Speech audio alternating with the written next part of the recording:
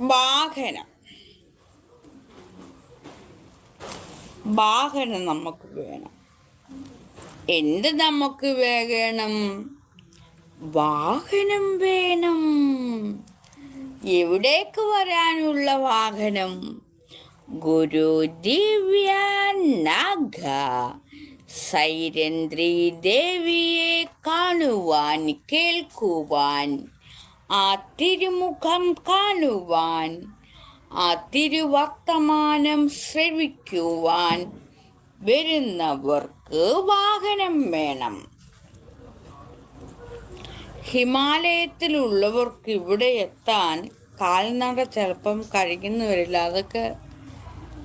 അതൊരു നടത്തം ഇൻട്രസ്റ്റ് ആയിട്ട് എടുത്തിട്ടുള്ളവർക്ക് മാത്രമേ ദൂരെ ഹിമാലയത്തിൽ നിന്നും ഒക്കെ ഇവിടെ വരെ നടന്നെത്താൻ പറ്റുകയുള്ളൂ.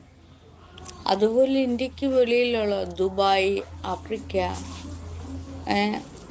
England, America, Australia, Antarctica, Germany, Japan, China, അങ്ങനെയൊക്കെ ഉള്ളവർക്കൊക്കെ ഇവിടെ വരെ എത്തണമെന്നുണ്ടെങ്കിൽ വാഹനം വേണം. കരയിൽ കൂടി സഞ്ചരിക്കുന്ന വാഹനം വേണം. പിന്നെ മാനത്തു കൂടി സഞ്ചരിക്കുന്ന വാഹനം വേണം. നമുക്കപ്പോൾ മാനത്തു കൂടി സഞ്ചരിക്കുന്ന വാഹനമാണ് വേണ്ടത്. കാരണം ദൂരദേശത്തു നിന്നും നാഗാദേവിയെ ഇവിടെ കാണാൻ വരുമ്പോൾ വാഹനം വേണം. എന്താണ് വേണ്ടത്? ഏത് വാഹനമാണോ? പ്ലെയിൻ.